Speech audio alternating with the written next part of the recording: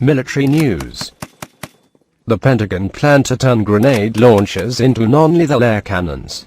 Converted weapons would knock people over or douse them in irritating chemicals confronted with an angry mob outside a military base overseas. American troops set up a specially modified automatic grenade launcher. Suddenly protest leaders come under assault by high-speed pulses of air. The barely visible puffs knock some people over while leaving onlookers and other bystanders untouched. The bursts soak others in nauseating and irritating chemicals.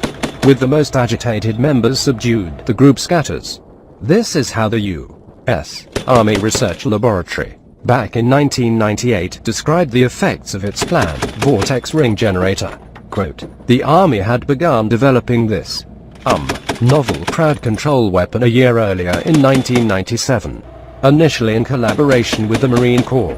The concept of crowd control using a vortex ring generator is designed to target individuals, persuade them to vacate the area, and promote a divorce from the main body of the crowd without reprisals on the gun crew," researchers George Lucy and Louis Jasper wrote in the 1998 report.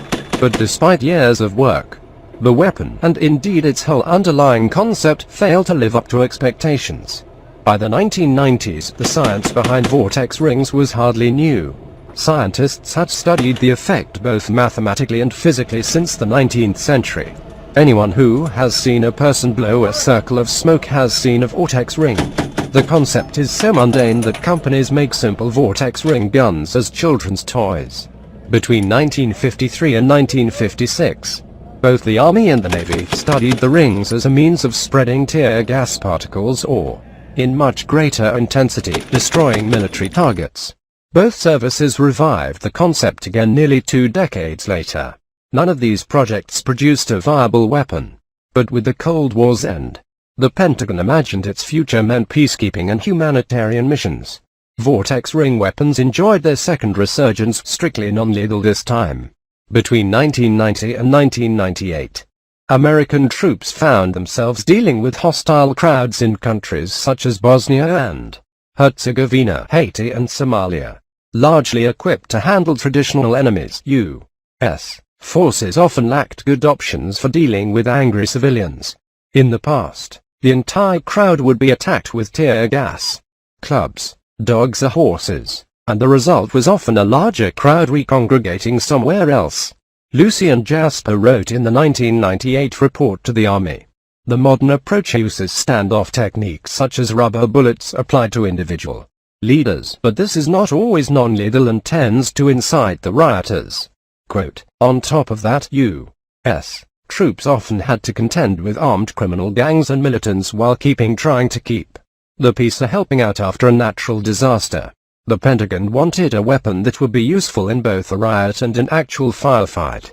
A weapon like the vortex ring generator." Revisiting older research, Army weaponeers quickly dismissed the idea of building a new overly complex weapon. Instead, the engineers conceived of a kit that could quickly transform a Mk-19 automatic grenade launcher into a non-lethal crowd control cannon. The proposed modification would consist of only 2 components: a tube that slid into the barrel, and a belt of special blank rounds. Troops would be able to install the device on the launches as necessary and without a lot of hassle. Together with the blank rounds, the new nozzle would create supersonic vortexes and a blinding flash. In addition, soldiers could fill up a reservoir with foul-smelling liquid of the powder that, once burned, makes tear gas. The reasoning is that application of a malade such as Cortal mercaptan skunk perfume to a specific individual will cause the crowd to voluntarily pull away from that individual. Lucy and Jasper explained. And, if an individual is subjected to a chain of impulses that cause physiological discomfort, the individual will vacate the area. Quote, "The net result is a break in leadership and communication without reprisals. Few people have been known to return for revenge on a skunk." Quote, "As with many riot control weapons, for the very beginning the Army engineers had concerns about generating consistent, repeatable and reliable outcomes. No sane military commander wants to accidentally kill a civilian with a supposedly non-lethal weapon, regardless of whether the basic